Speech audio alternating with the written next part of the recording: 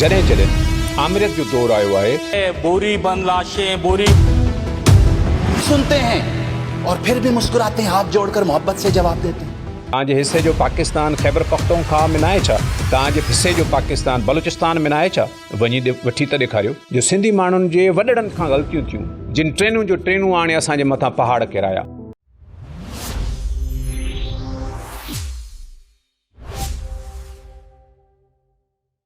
अस्सलाम वालेकुम दोस्तो, अॼोके वीलाग सां गॾु हाज़िर आहियूं। सिंध में केतिरनि ई ॾहाकनि सालनि खां मुहाजिर ईंदा रहनि था ऐं उहा मुहाजिर बाद में हिते अची सेटल थी सिंधी सॾाइनि था। पर इहो अजीब इतफ़ाक़ आहे त कुझु मुहाजिर अॼु ॾींहं ताईं पंहिंजो पाण खे मुहाजिर सम्झनि था, मुहाजिर सॾाइण ते न रुॻो फ़ख़्रु कनि था, पर उहे मुहाजिर सिंध असेंबलीअ जहिड़े ऐवान में वेही करे धरती धणी जेके असुलु मालिक आहिनि धरतीअ जा, उन्हनि खे ॿोरी बंदि धमकियूं ॾियनि था त ॿोरी बंदि ॿुधी आहे कॾहिं तव्हां? ॿोरी बंदि छा थींदी आहे? बर्दाश्त करे सघंदो? सही सघंदो? जेकॾहिं इहे लफ़्ज़ सिंध असेंबली जे फ्लोर तां कोई वेही करे थो त सम्झो त सिंधी पंहिंजी ताक़त अञा ताईं ॾेखारे न सघिया आहिनि।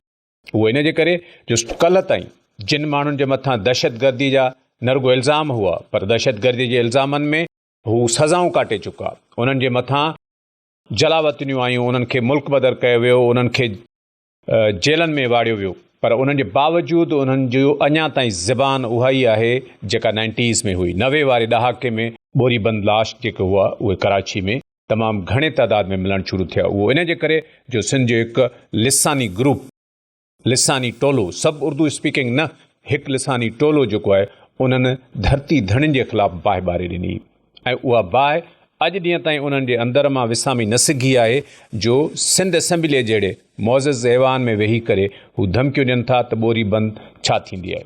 जेकॾहिं तव्हांखे एतबार न अचे त MQM जे फरहान अंसारीअ जी हीअ तक़रीर ॿुधी ॾिसो। बड़ी तकलीफ है, बोरी बंद लाशें बोरी बोरी बोरी, कभी देखी है बोरी? देख पाओगे? सह पाओगे? सह भी नहीं पाओगे। ही कराची ईस्ट मां चूंडियल MQM पाकिस्तान जो फरहान अंसारी आहे। को लंडन जो भगोड़ो दहशतगर्द नाहे, पर MQM पाकिस्तान जो उहो कारकुन आहे जिन जे मथां हमेशह वॾनि भाइरनि जी छांव रही आहे। जेकॾहिं उहा छांव न हुजे त हिननि जी कहिड़ी मजाल आहे जो सिंध असेंबलीअ जहिड़े ऐवान में, मोज़ज़ ऐवान में वेही करे हू धरती धणियुनि खे अहिड़े क़िस्म जूं धमकियूं ॾियनि ऐं उन्हनि जे मथां को एक्शन न थिए, उन्हनि जे मथां को अमल न थिए। सिंध में जीअं मूं अर्ज़ु कयो त केतिरा ई मुहाजिर ईंदा रहनि था, उहे असांजे वॾनि जूं ग़लतियूं हुयूं, सिंधियुनि जे वॾनि जूं ग़लतियूं हुयूं जिन पंहिंजे जेके लॾे आयल माण्हू आहिनि उन्हनि खे पंहिंजो भाउ सम्झो, दिलि सां लॻायो, सीने सां लॻायो, उन्हनि जे ॾुखनि जो, उन्हनि जे दर्दनि जो, उन्हनि जे अरमाननि जो क़दुरु कयो। न रुॻो क़दुरु कयो, 1947 वारी लॾ पलाण जेका विरांङे वक़्तु थी, उन में हर रेलवे स्टेशन ते सिंध जे माण्हुनि देगियूं खणी करे पहुता ऐं उन्हनि मेज़बानियूं कयूं। उहे मेज़बानियूं हिननि लाइ कयूं जिन जा हाल ही आहिनि। इन्हनि माण्हुनि खे कहिड़ी ख़बर त उन वक़्तु छा हुयो, सूरताल छा हुई, उहा उन वक़्त जे माण्हुनि खे ख़बर आहे, बुज़ुर्गनि खे ख़बर आहे। अनवर मक़सूद उर्दू स्पीकिंग आहे, तमामु वॾो राइटर, पढ़ियो लिखियो माण्हू आहे। उन कॾहिं बि इन इंतिहा पसंदी जी हिमायत न कई आहे, बल्कि हमेशह चवंदो आहे त असांजे मथां सिंधियुनि जा थोरा आहिनि जिन पंहिंजे दिलनि जा दरवाज़ा खोलिया, मिल्कियतूं ॾिनियूं। ARY टीवीअ ते जेको मोइन अख़्तर सां गॾिजी हू हिकिड़ो शो कंदो हुयो, उन शो में बि हुन केतिरियूं शयूं ॾिनियूं। टिपिकल हिकिड़ा मुहाजिर ॾिसे करे उनखे पुछंदो हुयो त बाबा तव्हांजे मथां जेको आहे सो हिते जो आयो त पोइ तव्हां हिते मिल्कियतूं कीअं मिलियूं? हुन चयो बाबा ख़ाली दुकान पिया हुआ, असांखे चयनि हे क्लेम जी मिल्कियत आहे, तव्हां वठो।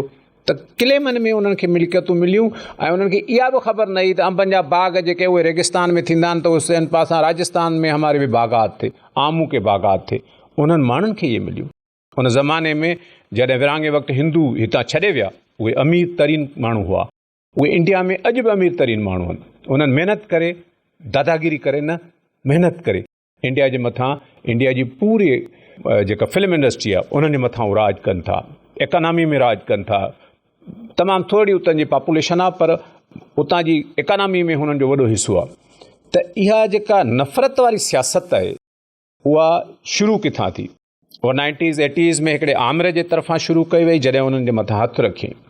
उन तरफ़ त बाद में अचूं था, पर हिकु ॿिए मुहाजिर जी तकीर तव्हां ॿुधो, जेको पाण मुहाजिर आहे, सवात मां आयो आहे, कराची में रहे थो, कराची मां ई असेंबली जो मेंबर चूंडियो आहे, पर हू हिननि वांगुरु अहसान फरामोश न आहे। हू सिंधियुनि जो अहसानमंद आहे जंहिं सिंध धरतीअ हुनखे हिते जॻह ॾिनी ऐं हू कुशादा दिलीअ सां चए थो त का बि कंहिं बि पाकिस्तान जी सूबाई असेंबली किथे बि वञो तव्हांखे का यूनियन काउंसिल जी सीट बि न मिलंदी, पर हीअ सिंध आहे जिते तव्हांखे असेंबली जी सीट मिले थी।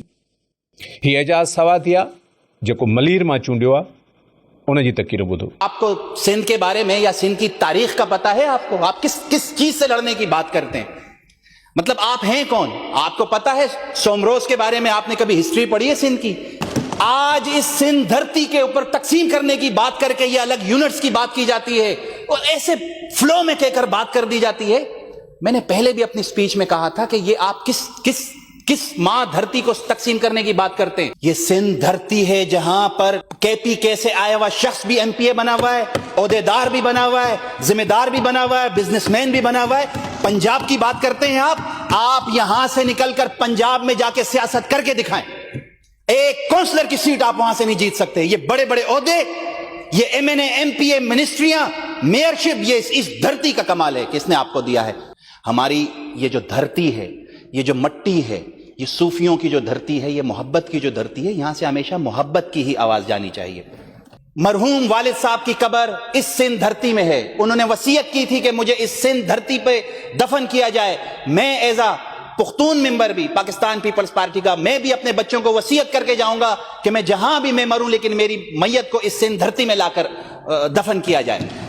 एजाज़ सवातीअ जी तकरीर में मज़े जी ॻाल्हि इहा आहे त हू हिकु त उन्हनि माण्हुनि खे तमामु हिकिड़ो मुंहतोड़ जवाबु थो ॾिए, जिन जे लाइ, इन टोले जे लाइ, समूरनि उर्दू स्पीकिंग माण्हुनि जे लाइ नथो चवां, पर इन टोले जे लाइ इहो तारीख़ी तौर ते प्रूव थी चुको आहे त उहे नमक हराम आहिनि। जंहिं धरतीअ जो नमक खाइनि था, उन जी गिला कनि था, उन जी जेके धरती धणी आहिनि उन्हनि जे ख़िलाफ़ु बीहनि था। इन्हनि खां वधीक नमक हराम कहिड़ो थींदो? उन्हनि खां वधीक नमक हलाली त ही सवाती आहे जेको चए थो त असांखे मरणो बि हिते आहे। ऐं हू वसियत इहा थो करे पंहिंजी तकीर में त मां पंहिंजे औलाद खे चवां थो त जेकॾहिं आउं मरी बि वञा त मूंखे हिते ई दफ़न कजो सिंध में, छो त सिंध जी धरती अहिड़ी आहे जितां मुहबत मिले थी, नफ़रत नथी मिले। ऐं शायदि सिंध जी मिटीअ में इहा ई आहे ख़ुशूसियत आहे। अदरवाइज़ तव्हां ॾिसो त एजाज़ वारी ॻाल्हि त पंजाब असेंबली में तव्हां ॾेखारियो को उर्दू स्पीकिंग। पंजाब असेंबली आहे, खैबर पख्तूनख्वा जी असेंबली आहे, क्वेटा जी असेंबली आहे, बलूचिस्तान जी असेंबली आहे। तव्हां इन्हनि समूरनि टिनी सूबाई असेंबलियुनि में, हाणे गिलगित बल्तिस्तान में ॾेखारियो, किथे आहिनि उहे जेके पंहिंजो पाण खे चवनि था त असां बानियाने पाकिस्तान आहियूं ऐं असां पंहिंजे हिसे जो पाकिस्तान पाण खणी आहियूं। उन्हनि खां केरु पुछे त तव्हांजे हिसे जो पाकिस्तान जेको आहे उहो पंजाब में न आहे छा? तव्हांजे हिसे जो पाकिस्तान खैबर पख्तूनख्वा में न आहे छा? तव्हांजे हिसे जो पाकिस्तान बलूचिस्तान में न आहे छा? वञी वठी त ॾेखारियो। कॾहिं बलूचिस्तान जो फारूक सत्तार, ख़ालिद मक़बूल सिद्दीकी वञी करे बलूचिस्तान में चवनि हम बानियाने पाकिस्तान है, हम अपने हिस्से का पाकिस्तान मांगने हैं, हमें पाकिस्तान दो। हुनखे जेको इन्हनि जी ज़बान में चवंदा लॻ पता जाएगा, ख़बर पइजी वेंदी उन्हनि खे त हक़ कीअं वठिबा आहिनि ऐं हक़नि जे मुहाफ़िज़ क़ौमूं कहिड़ियूं हूंदियूं आहिनि। हीअ त सिंधी आहिनि वीचारा, ऐं कुशादी दिलि वारा, नरम दिलि वारा, जेके तव्हांखे अखियुनि ते रखे वेठा आहिनि, जेके तव्हांजा नाज़ नख़रा बि खणनि था, जेके तव्हांखे साईं साईं बि कनि था हर वक़्तु। एजाज़ सवातिया वांगुरु त बाबा ॿाहूं ॿधियूं बीठा आहिनि, तव्हां हुननि सां केतिरो बि ज़ुल्म कयो। वञी करे ॾेखारियो कॾहिं। ॿियो त चढ़ियो खैबर पख्तूनख्वा में वञो, पंहिंजे हिसे जो पाकिस्तान पेशावर मां घुरी ॾेखारियो, पंहिंजे हिसे जो पाकिस्तान पेशावर मां घुरी ॾेखारियो। तव्हां लाहौर मां पंहिंजे हिसे जो पाकिस्तान, कतन हिकिड़ो इंच बि तव्हांखे न मिलंदो। हिकिड़ो इंच छा, हिकिड़ी सीट बि न मिलंदी, हिकिड़ी यूनियन काउंसिल जी सीट बि न मिलंदी। हीअ समूरा जेके बि तव्हां जूं तिरकतालियूं आहिनि, जेके बि तव्हां जूं तिगड़मबाज़ियूं आहिनि, उहे सभु सिंध में आहिनि। उहे सिंध में इन जे करे आहिनि जो सिंधी माण्हुनि जे वॾड़नि खां ग़लतियूं थियूं, जिन ट्रेनुनि जो ट्रेनूं आणे असांजे मथां पहाड़ किराया। पाकिस्तान में हिस्टोरिकली तारीख़ी तौर ते मुहाजिरनि जूं ॿ ॿोॾूं आयूं आहिनि, हिकिड़ी इंडिया मां, ॿी अफ़गानिस्तान मां, ऐं ॿिन्ही जो रुख़ सिंध आहे। ॿिन्ही जो रुख़ सिंध हुई। त सिंध में बि जेके अर्बन सेंटर आहिनि, कराची ऐं जेको आहे सो हैदराबाद, उन्हनि अर्बन सेंटर्स ते जितां उन वक़्तु सन ऑफ सॉइल जेके हिंदू हुआ उहे लॾे विया, उन्हनि जूं मिल्कियतूं, उन्हनि जूं हवेलियूं, उन्हनि जी उन वक़्त में अटैच बाथरूम वारी जेको आहे सो हवेलियूं, जिन जी तव्हांजे उन्हनि उन ज़माने में ख़बर बि कोन हुई त हीअ के हवेलियूं थींदियूं आहिनि ऐं उन्हनि में रहिबो कीअं आहे। उहे इहे ज़माने जूं ॻाल्हियूं आहिनि। छो इन्हनि ॻाल्हियुनि खे छेड़ियो था ऐं हिन वक़्त ताईं साॻी ॻाल्हि रसी जलजाए बल न जाए हे उहो कमु आहे। उहो इन जे करे बि आहे सिंधी माण्हुनि खे बि सम्झण जी ॻाल्हि त असां वटि बुनियादी तौर ते जॾहिं जॾहिं आमिरत जो दौरु आयो आहे त अहिड़नि लिसानी फसादी टोलनि जे मथां हथु रखियो वियो आहे। तव्हां मूंखे ॿुधायो त जिन माण्हुनि दहशतगर्दी कई हुजे, जिन आर्मी जे मेजर सतह जे माण्हुनि जे मथां 9/0 में जेको आहे सो तशदुद कयो हुजे, मेजर कलीम जो केस सभिनी जे साम्हूं आहे, उन्हनि माण्हुनि जे मथां जॾहिं ऑपरेशन थियो उनखां पोइ छा थियो, उनखां पोइ सफ़ायो थियो। ऐं उहे जॾहिं जॾहिं आमिरत आई आहे पाकिस्तान में ऐं इन्हनि लिसानी टोलनि खे एम्पावर कयो वियो आहे त जीअं असली जेके धरती धणी आहिनि पंहिंजे हक़नि लाइ न उथनि, 80s में बि ईअं थियो।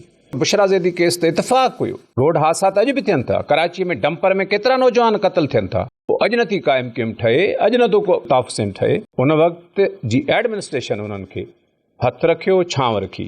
ईअं ई 12 मई जे वाक़े ते सिंध असेंबलीअ में जेको वाक़ियो थियो, ॻाल्हाइण जो मौक़ो जेको आहे सो न ॾिनो वियो। सिंध असेंबली आहे, उन ते ॻाल्हायो त ख़बर पए। उन वक़्तु मेयर कराची जो केरु हुयो? वसीम अख्तर। वसीम अख्तर सॼी कराची खे कार्डन ऑफ करे उन वक़्त जे चीफ जस्टिस जेको माज़ूल थियल चीफ जस्टिस हुयो इफ्तिखार मोहम्मद चौधरी, उन जी आजियां लाइ आयल समूरनि डेमोक्रेटिक पार्टियुनि जे कारकुननि खे निशानो बणाए गोलियुनि सां चुटे उन्हनि खे क़तल कयो, शहीद कयो। हे उहे माण्हू आहिनि जिन पंहिंजे शहरनि खे रत सां वेंजारे छॾियो आहे। हे उहे माण्हू आहिनि जिन जा अॼु ॾींहं ताईं हीरोज़ कनकटा, सरकटा, चरिया, भोला उहे आहिनि। कॾहिं तव्हां फ़ख्रु कयो, कॾहिं अनवर मक़सूद ते फ़ख्रु कयो, कॾहिं तव्हां जेको आहे सो मुतबर जेके शख़्सियतूं आहिनि तव्हांजूं उन्हनि ते फ़ख्रु कयो। तव्हांजो फ़ख्रु अची बीठो आहे त उन्हनि ते। ऐं हीअ जेका लिसानी टोले जी मस्ती आहे उहा ईअं ई न आहे, उन्हनि खे ताज़ो ई ताज़ो रिलीफ मिलियो आहे। उहो तव्हांखे बि ख़बर हूंदी, बल्दिया फैक्ट्री जे केस में उन्हनि जा 2 माण्हू जेके आहिनि, सुप्रीम कोर्ट ऑफ पाकिस्तान उन्हनि जा 2 माण्हू आज़ादु कया आहिनि बल्दिया फैक्ट्री जे केस मां। 260 मज़दूर पोरियत ज़िंदा साड़िया विया हुआ बल्दिया फैक्ट्रीअ में। उहा बल्दिया फैक्ट्री जेका आहे अली इंटरप्राइज़ गारमेंट फैक्ट्री आहे बल्दिया टाउन में। 11 सेप्टेंबर 2012 में उनखे ताला हणी, एल्फियूं विझी तालनि में उनखे बाहि ॾिनी वई, जंहिंजे करे जेके मुख़्तलिफ़ फ्लोर आहे उन्हनि फ्लोरनि ते कमु कंदड़ 260 वर्कर सड़ी मरी विया हुआ। हे उहे यज़ीद आहिनि जेके वेही करे सिंध असेंबली में माण्हुनि खे धमकियूं था ॾियनि त ॿोरी बंद लाश, ॿोरी बंद लाश। उन्हनि में MQM जो वर्कर जेको सेक्टर इंचार्ज हो अब्दुर्रहमान उर्फ़ रहमान भोला, उन्हनि में जेको आहे सो ज़ुबैर चरिया, इहे माण्हू हिननि जा हीरोज़ आहिनि। ऐं उन्हनि जे लाइ उन वक़्त खां वठी हिननि जिदोजहद कई त कंहिं बि तरीक़े सां इहे आज़ादु थिया। 2020 में उन्हनि दहशतगर्दी ट्रोड़ अदालत कराचीअ जी सज़ा ॾिनी, मौत जी सज़ा ॾिनी। सिंध हाई कोर्ट उहा सज़ा बहाल रखी, पर सुप्रीम कोर्ट ऑफ पाकिस्तान 2026 में अची फ़ैसिलो ॾिनो, शक जे बुनियाद ते ॿिन्ही खे आज़ादु करे छॾियो। शक जे बुनियाद ते आज़ादु थियो त वफ़ाक़ी वज़ीर आहे हिन वक़्तु मुस्तफ़ा कमाल सिहत जो, उहो वेठो मिठायूं खाए, मिठायूं विराए, हिक ॿिए सां मिठायूं पिया विरहनि। ही इंसानियत जा कातिल उहे वेही करे असेंबलियुनि में माण्हुनि खे धमकियूं ॾींदा, तव्हां ॿोरी बंदि ॾिठी आहे, ॿोरी सही आहे, इन क़िस्म जूं ई जेकॾहिं उन्हनि जे मथां छपर छांव न हुजे त इहे केरु थींदा आहिनि। ऐं उन्हनि खां हीअ सिजी हर माण्हू हाणे चए थो त बाबा असां मुहाजिर आहियूं। मूंखे त हैरानगी थी आहे पीर पगार जे पुट ते, पीर साहिब पगार जो पुटु आहे राशिद शाह, जंहिं चयो आहे त असां सिंधी न आहियूं, अरब आहियूं। बाबा ठीकु आहे, शुक्र आहे, चङो कि भला साईं तव्हां एतिरे सालनि खां पोइ, एतिरनि जनमनि खां पोइ, एतिरनि ॾहाकनि खां पोइ ॿुधायो ऐं एतिरी माण्हुनि खे इतलाह ॾिनो त तव्हां सिंधी न आहियो। त हुन चयो कराची जे अवाम सां सिंधी पार्टियुनि ख़ासि करे पीपल्स पार्टीअ करे जेको धोखेबाज़ियूं थियूं आहिनि, अवाम उन में वॾो परेशान आहे। अवाम खे मां यकीन ॾियारणु थो चाहियां त पीर पगार या असांजा वॾा अरब मां हिजरत करे आया हुआ ऐं असां अरब मां हिजरत करे हिते हिन ख़िते में रहूं था, तंहिंजे करे सिंधी ॿोली था ॻाल्हायूं। जेकॾहिं एतबार न अचे त तव्हां पाण बि संदन वीडियो ॿुधी हूंदी, हा वरी बि ॿुधी वठो। वो दिल ही दिल में पीर साहब पगारा के साथ मोहब्बत और इश्क कर रहे, लेकिन वो परेशान है कि पीर पगारा बेसिकली सिंधी हैं, तो कराची के अवाम के साथ जो सिंधी पार्टियों ने, खासतौर पे पीपल्स पार्टी ने जो धोखेबाजियां की हैं, तो अवाम इसमें बड़े परेशान है। तो अवाम को मैं यकीन दिलाना चाहूंगा कि पीर साहब पगारा और हमारे जो बड़े थे वो अरब से हिजरत करके इधर आए थे और हम इस खित्ते में रहते हैं, इसलिए हम सिंधी जबान बोलते हैं। बाय ब्लड तो हम लोग हाशमी हैं, अरब है।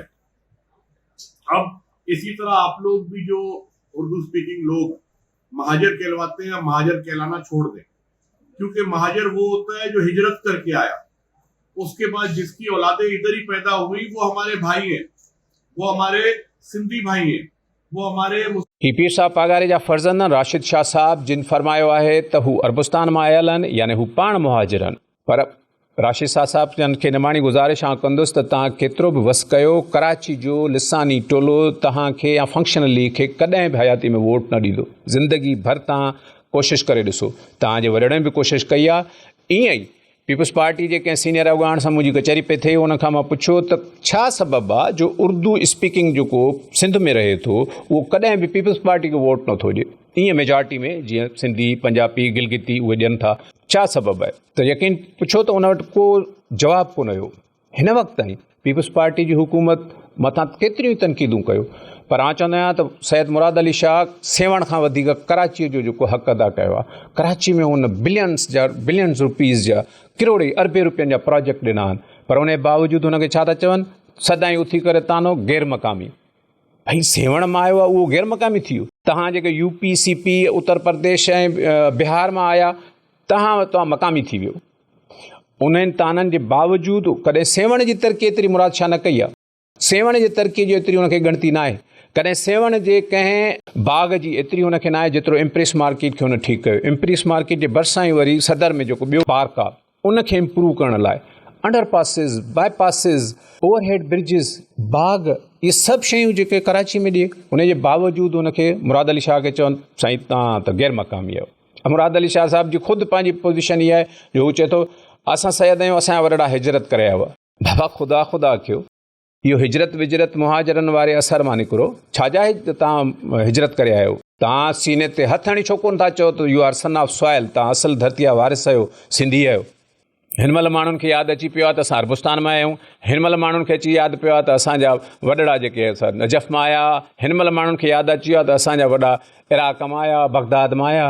बाबा ख़ुदा खे मञो, सभु माण्हू सिंधी आहियो जेके बि रहो था। हिते ईंदड़ खे कंहिं बि ईंदड़ खे तफ़रीक़ त कोन कई आहे सिंधियुनि, कॾहिं बि न चयो आहे। सिंधियुनि इहो कॾहिं न चयो आहे त तव्हां छो आहियो, कीअं आहियो। जेको आहियो उनखे क़बूलु कयो।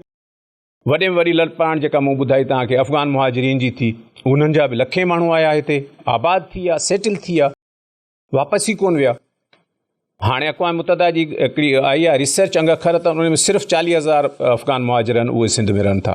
पर उहे जेके लखे आया उहे केॾांहुं विया? तंहिंजे करे हिन वक़्तु सिंध में जेके बि माण्हू रहनि था, जेकॾहिं उहे पंहिंजो पाण खे सिंधी तस्लीम कनि था त सिंधी त उन्हनि खे मञनि था, उन्हनि खे अखियुनि जो नूर करे विहारनि था।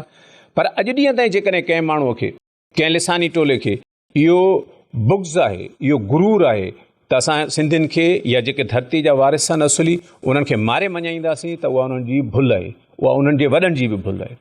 उहे इन जे करे जो केतिरा ई यूट्यूबर अॼुकल्ह उर्दू स्पीकिंग ऐं जेके ख़ासि करे लिसानी टोले सां वाबस्ता आहिनि, उहे हलाईंदा रहंदा आहिनि त जेको फ़हीम कमांडो आहे, असांजो वॾो कमांडो हुयो, जंहिंखां ख़ौफ़ खां बेनज़ीर भुट्टो साहिबा जेका वज़ीर आज़म हूंदे कराची न ईंदी हुई, इहे क़िस्म जा हवाला छॾे ॾियो। जेकॾहिं अहिड़े हवाला कंदव, ॾोहारियुनि खे तव्हां ग्लैमराइज़ करे पॉपुलर कंदव, त पोइ परू चांडियो तव्हां ॿुधो न आहे, पोइ नवाब लगारी तव्हां ॿुधो न आहे, पोइ एतिरा केतिरा ई सिंधियुनि जा नाला आहिनि जेके तव्हां ॿुधा ई न आहिनि। उन्हनि खे जेकॾहिं असां पॉपुलराइज़ करणु शुरू कयो, उन्हनि खे जेकॾहिं असां ग्लैमराइज़ करणु शुरू कयो, पोइ तव्हांजे इहे फ़हीम कमांडो त कुझु कोन्हनि। इहे शयूं जेके 90s जूं आहिनि, उहे 90s में रहण जो। हिन वक़्तु न त तव्हांखे का पॉपुलर सपोर्ट आहे, छो त मुहाजिर ख़ासि करे उर्दू स्पीकिंग इहो सम्झी चुको आहे त मुत्तहदा जी नाले ते, MQM जे नाले ते उन्हनि खे, उन्हनि जे नौजवाननि खे पिस्तौल पकड़ायो वियो, उन्हनि खे टारगेट किलर बणायो वियो। ऐं उहा ई ॿोली जेका ही फरहान अंसारी ॻाल्हाए थो, बोरीबंद लाश, हुननि जी टर्मिनोलॉजी बोरीबंद लाश आहे। न त मुहाजिर उर्दू स्पीकिंग जेके हुआ पढ़िया लिखिया माण्हू आहे, ब्यूरोक्रेसी सॼी उन्हनि जे हवाले हूंदी हुई, सभु शयूं मुल्क जा मामला हलाईंदा उहे हुआ। उन्हनि जे नसुलनि खे किथे पहुचायो तव्हां? इहे शयूं, इहे नफ़रतूं जॾहिं सिंधी नथा खोलनि, धरती धणी नथा खोलनि, दफ़्तर नथा खोलनि, त इहो नफ़रतुनि जो दफ़्तर बंदि रखो त बहितरु आहे। खोलण लाइ घणियूं ॻाल्हियूं आहिनि, करण लाइ बि घणियूं ॻाल्हियूं आहिनि। तंहिंजे करे असां इहो न चाहींदासीं त असां मेयर केस खोलियूं हैदराबाद जो, त भाउ हुन ते कीअं हमिलो थियो, छाजे करे थियो, डॉक्टर नियाज़ कालाणी छो अंदरि हुयो, डॉक्टर कादिर मक्सी कीअं थियो इन मामले में। इहे सभु शयूं हाणे खोलण जी, उहो करण जी ज़रूरत न आहे। पुरमन तरीक़े सां सिंध जी ख़ुशहाली ऐं तरक़ीअ लाइ कमु कयो, तव्हां असांजा भाउ रहियो, सिंधियुनि हमेशह तव्हांखे पंहिंजो भाउ सम्झो आहे। पर हाणे हिकिड़ो को भाउ हरू भरू बि चवंदो त न मां हीअ आहियां, मां ॿाहिरि वेंदुमि, त उनखे माण्हू धिके ई धार कंदा। तव्हां इहा जेको क्लेम कयो था, इहो क्लेम कॾहिं तव्हां पंजाब ते करे ॾेखारियो, KPK ते करे ॾेखारियो, बलूचिस्तान ते करे ॾेखारियो त असां पंहिंजे हिसे जो पाकिस्तान खणी आया आहियूं, उहो पाकिस्तान असांखे इन्हनि सूबनि में ॾियो। तव्हांखे ख़बर पइजी वेंदी, असुलु मामलनि जी तव्हांखे ख़बर पइजी वेंदी त दुनिया किथे आहे, कॾहिं उन्हनि सां बि टकर रहियो। यानी सिर्फ़ु ऐं सिर्फ़ु तव्हांजो बुग़्ज़ ऐं साड़ उहो सिंधियुनि सां, उहो ॿियनि माण्हुनि जे लाइ कॾहिं तव्हां एॾी नफ़रत जो इज़हार न कयो आहे। इहा शदीद नफ़रत जेका आहे उहा पंहिंजे नसुलनि ताईं मुंतक़िल न कयो। उनखां बहितर आहे त हिन दौर में, हाणोके दौर में पुरअमन थी रहो ऐं भाइपियारो को दर्स ॾियो। कॾहिं कंहिं दीनी आलिम तव्हांजे कंहिं इहा ॻाल्हि न कई आहे, कंहिं दीनी आलम, सॼी दुनिया जे आलम जा जेके आहिनि उहे सबक़ ॾींदा आहिनि। कंहिं दीनी आलम इहो न चयो आहे त यार असां मुस्लमान सभु पाण में भाइर आहियूं, तंहिंजे करे सिंधी बि असांजा भाइर आहिनि, कॾहिं त न ॿुधो आहे असां। एॾो बुग़्ज़ पाले पाले उहो नसलनि मां पलिजे थो, उहो नसलनि में पलिजी करे वॾो थिए थो ऐं उहो लफ़्ज़नि में अचे थो, अमलनि में अचे थो। तंहिंजे करे इहे सभु शयूं ख़तमु थियणु घुरिजनि। त बहितर आहे वर्बल जेका ज़बानी जंग आहे उहा कंहिंजे बि फ़ाइदे में कोन्हे का, उहा सुभाणे अमली जंग थिए। उनखां बहितर आहे माण्हू पंहिंजो समूरनि शयुनि खे कूल डाउन करे। सिंध हिकु ई आहे, सिंध हिकु ई रहंदी। इहा कंहिंजी भुल आहे त सिंध जेका आहे मुख़्तलिफ़ मकतब फ़िक्र खां आयल, मुख़्तलिफ़ मुल्कनि खां आयल जेके मुहाजिरीन आहिनि उहे फ़तह करे ऐं उते चवंदा त असां मुहाजिरीन जी सिंध आहे। मुहाजिरीन सिंधी न आहिनि, सिंधी अची ज़िम थिया सिंध में त उहे सिंधी थी विया, ऐं उनखां पोइ जेको आहे उहे सिंध जा ई बचा आहिनि। तव्हां पंहिंजो पाण खे हलाली बचो साबित कयो, हरूभरू असांखे चवण ते मजबूर न कयो त सिंध के हरामी बचा पैदा कया आहिनि। अॼोके विलाग में एतिरो ई। विलाग में ॿिए कंहिं मौज़ूअ ते गॾु थींदासीं, तेसिताईं इजाज़त। अल्लाह वाली।